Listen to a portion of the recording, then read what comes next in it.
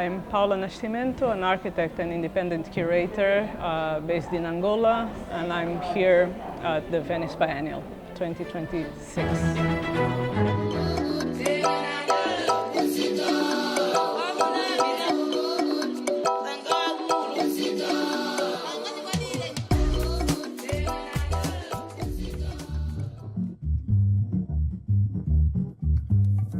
I think that, as you said, the fact that the concept asks us to slow down.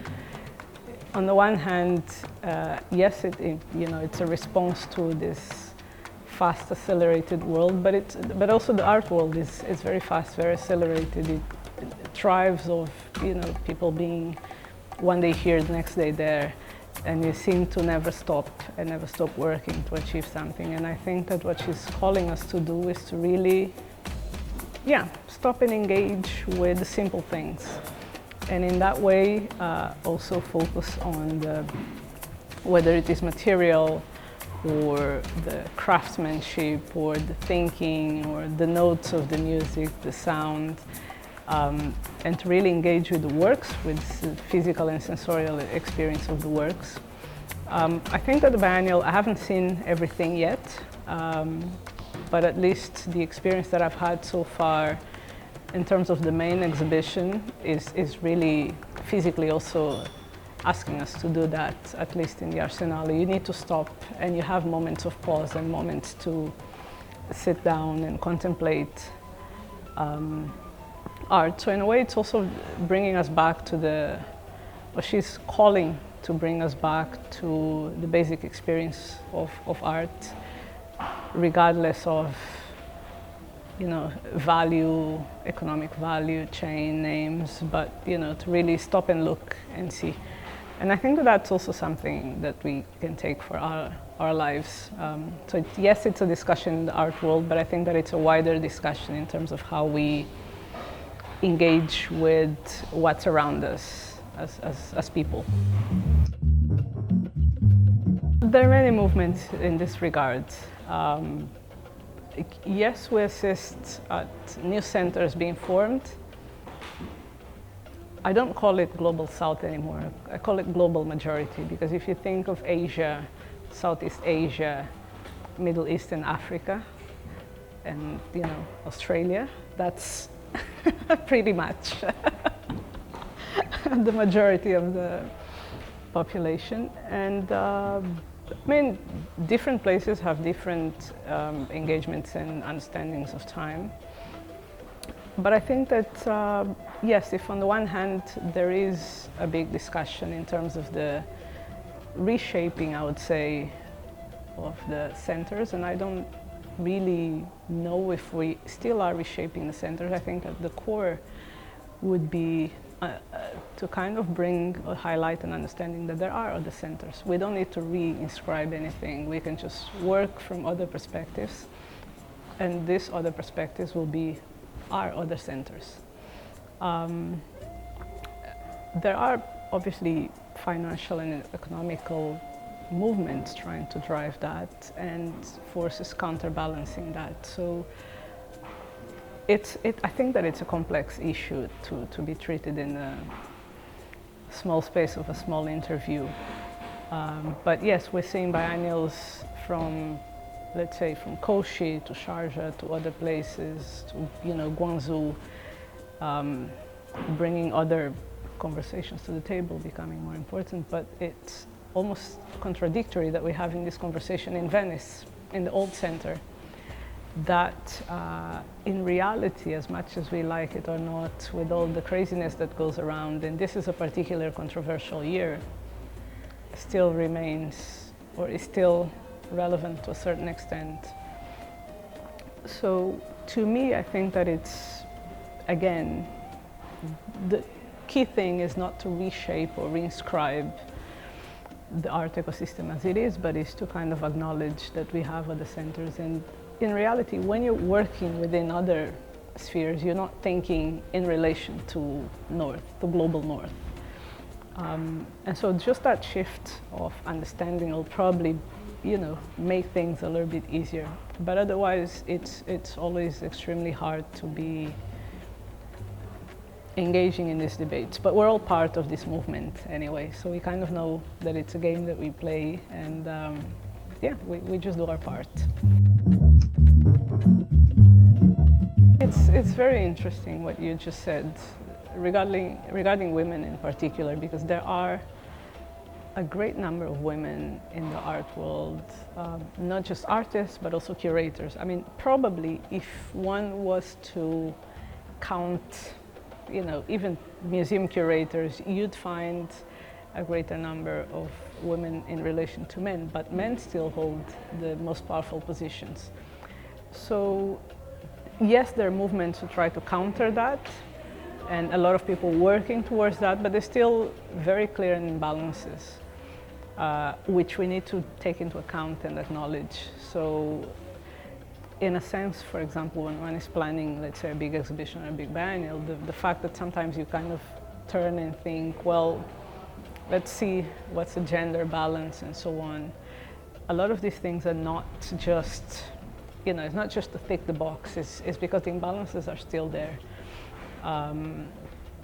You know, if you look at the historical books on history of art, you know, a lot of the male artists are actually the more prominent. You know, female artists, particularly when they have been partners or spouses of male artists, a lot of them are in the shadows regardless of their work. So there's still a lot of work to do to kind of counter these imbalances. And in that sense, the art world is no different than any other ecosystem, or political or social ecosystem that exists, where, you know, the struggle needs to be collective.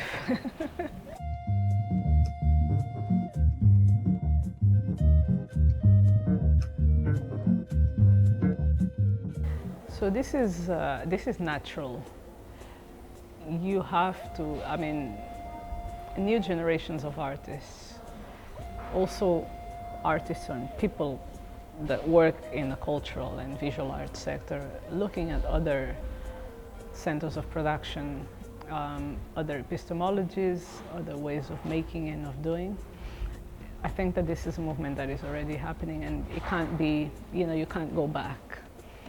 But it's also kind of important to acknowledge that you don't need to be at Venice Biennial to be considered a great artist. Obviously, it is a highlight career if you're, you know, moving within a specific art ecosystem, but there's so many ecosystems that sometimes we kind of forget, and we tend to look at those big exhibitions as spaces for validation, but also spaces for career validation. So you don't exist if you're not there. And this is a very dangerous thing, but this is something that still persists in the art world. And I think that sometimes exhibitions such as this, and if we look at the list of artists that Koyo proposes that is so diverse, probably you might have 2 or 3 that, you know, you count in a number of big biennials, but it's such a hybrid list of artists between well-known, less well-known within the Western standards, that I think that the value of some of these things is really that, is to kind of shed light to other ways of making, other ways of thinking, other forms of art making, other languages, other epistemes. And in a way, there is always a proposition, even if the biennial would say no, that is not the case, to kind of present, to a certain extent, either a cosmology or a worldview or a possibility of worldview. And I think that that's somehow the experience that we're having in this particular show. Beyond, obviously, any theoretical framework, but an experience of also engaging with artists that maybe we don't see often, or specific works or conversations that we don't see often. I could say, for example, my favorite moment in the main exhibition at the Giardini was today, the first room where you have any Camara, Duchamp, Issa Samp, and other artists. And to me, that was kind of almost like a microcosmos of Koyo's head, of thinking, you know, that's her. and being presented with that in such a beautiful and graceful way. You know, we don't get to see these experiences often. Really, you know, makes us think, reflect, and opens up other ways of being, understanding, other connections between art making and thinking, and also emotional experiences. So yeah. Yeah, it's also very difficult to respond to that, because we must acknowledge one thing, is that although we've all been speaking about Venice, and next year a lot of people will be speaking about Sharjah, in reality, if you're talking about the women within particular locations, not all of them have access to that experience. They will have that experience mediated through other things.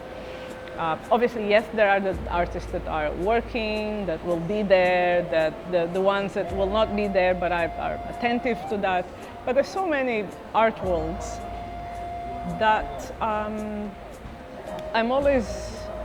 I always fear that, I always fear this idea of sending a big message as if this was the only possibility. And so I think that, a message that I would think that would be possible, or that I would like to say, is that this is possible, but this is also not the only way. There are other ways to exist within the art world. And basically you need to find your own and find your niche, and then think, because it's also a hard journey to come here.